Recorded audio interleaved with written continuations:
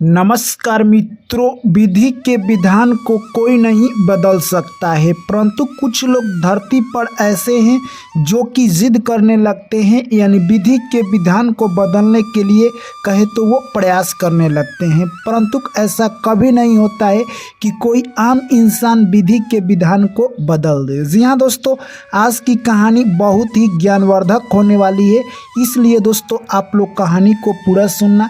चलिए दोस्तों कहानी को शुरू करें, उससे पहले आप लोग चैनल को सब्सक्राइब और वीडियो को लाइक कर दीजिए। एक छोटा सा गांव था। उस गांव में रमेश नाम का एक किसान रहा करता था। किसान काफ़ी गरीब था। किसान के पास जो भी ज़मीन था उसी में अनाज पैदा करता और उसी से अपना जीवन यापन करता। धीरे धीरे ऐसे ही समय निकलता गया और किसान के घर एक बच्चे ने जन्म लिया। जैसे ही बच्चे ने जन्म लिया, किसान काफ़ी खुश होता है और उस बच्चे का नामकरण करने के लिए एक महात्मा को बुलाता है।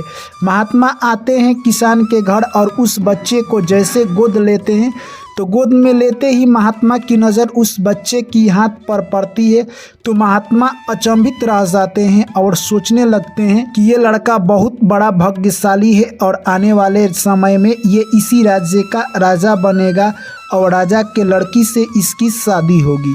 यह सब बात जैसे ही महात्मा सोच रहे थे, किसान उनके चेहरे पर देखकर कहता है कि हे महात्मा, आप क्या सोच रहे हैं। तभी महात्मा कहते हैं कि हे किसान, तुम्हारे घर जो लड़का आया है ये बहुत ही वीर बहादुर और कहे तो भाग्यशाली है, तुम्हारे घर से अब गरीबी मिट जाएगी। तभी किसान कहता है कि ऐसा क्या है।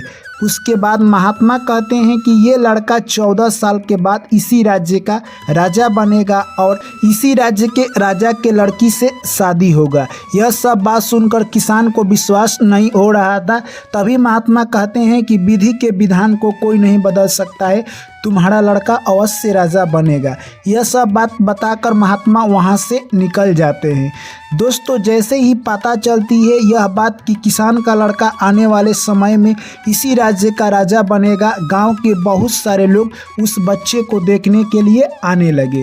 इतना भीड़ हो गया कि मानो कि कोई वहां पर यानी कोई बड़ा आदमी आया हो। ऐसे ही लोग आते रहते थे देखने के लिए। दोस्तों, उधर जो कि उस राज्य का राजा था वो शिकार करने के लिए सुबह में निकला हुआ था और शिकार कर कर वो वापस घर लौट रहा था। तभी उसे काफ़ी प्यास लगी हुई थी तेज। तभी वो झोपड़ी के पास जाता है और झोपड़ी में एक महात्मा थे। महात्मा से कहता है कि हे महात्मा जी, आप मुझे पानी पिला दीजिए। तभी महात्मा कहते हैं कि आओ राजन, तुम यहीं से पानी पीकर जाना। तभी राजन की नज़र कहे तो उस गांव पर पड़ती है जहां पर बहुत सारे लोग उस बच्चे को देखने के लिए जा रहे थे। तभी महात्मा से राजन कहते हैं कि ये सारे लोग कहां आखिर जा रहे हैं। तभी महात्मा कहते हैं कि उस गांव में एक बच्चा जन्म लिया है जो कि आने वाले 14 साल के बाद इस राज्य का राजा बनेगा, जो कि किसान का लड़का है। यह सब बात सुनकर राजा को काफ़ी मन ही मन क्रोध आया और राजा कहते हैं कि इस राज्य का राजन मैं हूं और वो लड़का कैसे राजा बनेगा मैं भी देखने वाला हूं, क्योंकि मैं उसे राजा कभी नहीं बनने दूंगा। तभी महात्मा कहते हैं कि हे राजन, ये होनी करा रही है, यानी ये तो सब कहे तो भगवान की लीला है, यानी ये नसीब की बात है, तुम्हारा इसमें कोई हक नहीं चलेगा। यानी ये सब विधि के विधान है, ये तो प्रभु का माया है कि वो लड़का 14 साल के बाद राजा बनेगा और तुम्हारी लड़की से ही उसकी शादी होगा, ये कोई नहीं बदल सकता है। दोस्तों, यह सब बात सुनकर राजा कहता है कि मैं इसे बदल कर ही रहूँगा क्योंकि मैं जान चुका हूँ। दोस्तों, उसके बाद महात्मा कहते हैं कि मैं भी यहीं पढ़ूँ और आप भी यहीं पढ़े, देखते हैं कि आखिर क्या होता है। यह सब बात कहकर राजन वहां से अपने घर को लौट जाता है और राजन ने एक योजना बनाई और एक सेंट का रूप धारण करता है और सीधे उस किसान के पास पहुंच जाता है। किसान के द्वार पर जाकर दरवाज़ा को खटखटाता है। तभी अंदर से किसान आता है। उसके बाद वो सेंट कहता है कि आपके घर एक लड़का हुआ है जो कि 14 वर्ष के बाद यानी राजा बनने वाला है, उसकी पालन पोषण के लिए मैं आया हूँ, क्योंकि आप गरीब है, आपके घर उसकी अच्छी तरह से पालन पोषण नहीं होगा। अगर अच्छी तरह से पालन पोषण नहीं हुआ तो वो राजा नहीं बन पाएगा। तभी किसान कहता है कि ठीक है, मैं अपने पत्नी से पूछ लेता हूँ। वो अपने पत्नी को बुलाकर लाता है। तभी उसकी पत्नी कहती है कि मैं अपने लड़के को किसी को नहीं दूंगी। तभी वो सेठ कहता है कि आपके लड़के का पालन पोषण यहाँ पर अच्छी तरह से नहीं होगा, मैं आपके लड़के को लौटा दूंगा 14 वर्ष के बाद। यह सब बात सुनकर किसान की पत्नी भी तैयार हो जाती है। उसके बाद रमेश कहता है कि हे सेठ जी, आप मेरे लड़के को ले जाइए और इसका अच्छी तरह से पालन पोषण कीजिए। वहाँ से सेठ कहे तो लड़के को लेकर चल देता है, जो कि वो राजा था, सेठ का रूप धारण किया था।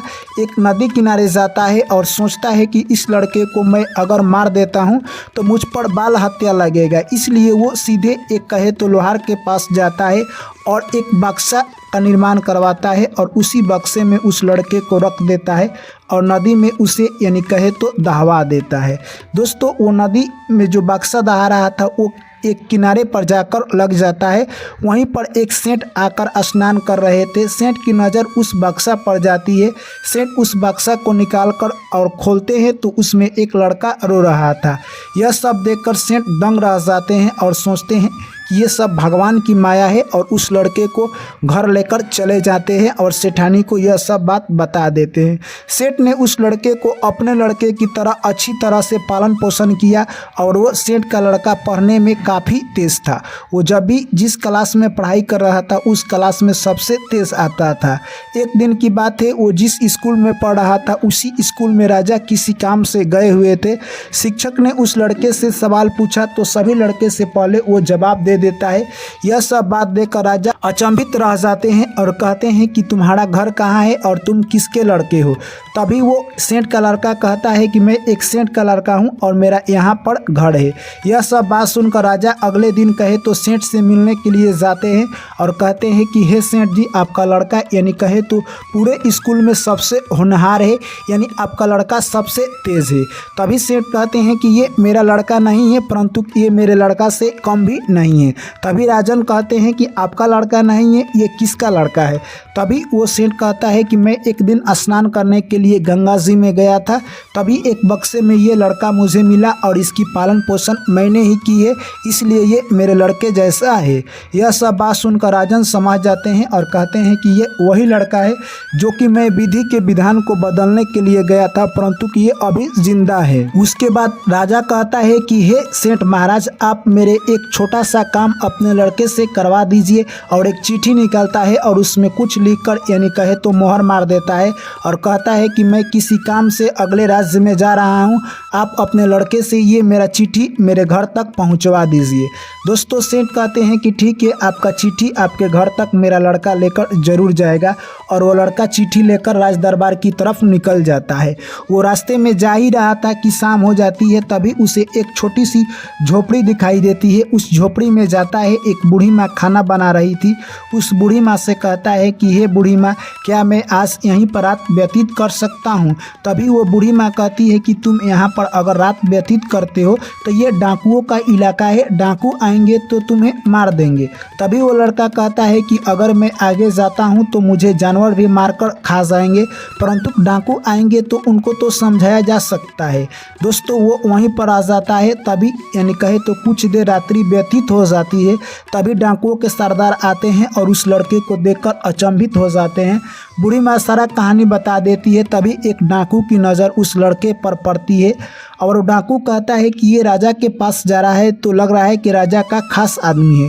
उसके बगली में यानी एक पत्र था। वो पत्र निकालकर डाकू जैसे ही पढ़ता है, बूढ़ी माँ सुनकर अचंभित हो जाती है और बूढ़ी माँ कहती है कि इस पत्र को बदल दो। उस पत्र को बदलकर कुछ उसमें और लिख दिया जाता है और वो लड़का सीधे पत्र लेकर अगले दिन राज दरबार में पहुँचता है। रानी वो पत्र पढ़ लेती है।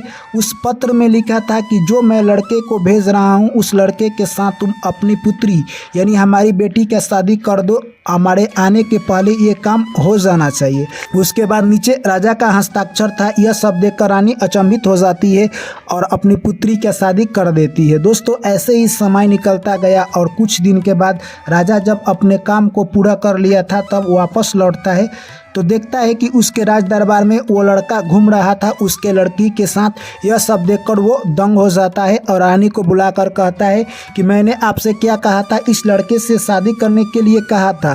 तभी रानी गुस्से में आ जाती है और वो पत्र लिया कर दिखा देती है। इतने ही देर में दोस्तों कहे तो वो राजा पत्र देकर अचंभित हो जाता है। तभी एक मंत्री आता है और कहता है इसी वक्त आपके द्वार पर एक महात्मा आए हैं जो कि आपसे मुलाकात करना चाहते हैं। तभी राजा कहते हैं कि जाओ तुम उस महात्मा को बुलाकर लाओ। जैसे ही वहां से मंत्री जाता है बुलाने के लिए तभी राजा कहते हैं कि इस लड़के को मैं अपना दामाद स्वीकार नहीं करूंगा रानी से। तो रानी कहती है कि आपको अब स्वीकार करना होगा। उतने देर में महात्मा आ जाते हैं और कहते हैं कि हे राजन क्या तुम मुझे पहचानते हो। तभी वो राजा कहता है कि नहीं। तभी वो महात्मा कहते हैं कि आज से 14 साल पहले हम लोग एक कुटिया में मिले थे। उस दिन तुम कहे थे कि भाग्य को लिखा हुआ को मैं बदल सकता हूँ, यानी विधि के विधान को बदल सकता हूँ, क्या तुम बदल पाए। तभी दोस्तों राजा को याद आ जाता है और राजा उनके चरणों में गिर जाते हैं। तभी महात्मा कहते हैं कि इस लड़का को तुम अपना दामाद मान लो और इसको राजपाट देकर तुम जंगल में जाकर भगवान की ध्यान धरो। दोस्तों यह बात कहकर वहां से महात्मा निकल जाते हैं। तभी राजा को अपने गलती का एहसास हो जाता है और वो उसे अपना दामाद मान लेता है और अपना राजपाट देकर वहां से जंगल में प्रभु के ध्यान में निकल जाता है। तो दोस्तों ये कहानी हमें यही संदेश देकर जाती है कि विधि के विधान को कोई नहीं बदल सकता है, यानी जो होनी करा रही है वो होकर रहेगा, आप उसे टाल नहीं सकते हैं। चलिए दोस्तों कहानी कैसी लगी कमेंट करके ज़रूर बताएं। वीडियो अच्छी लगी है तो लाइक करें, दोस्तों के साथ शेयर करें और चैनल को ज़रूर सब्सक्राइब करें। जय श्री कृष्ण, राधे राधे।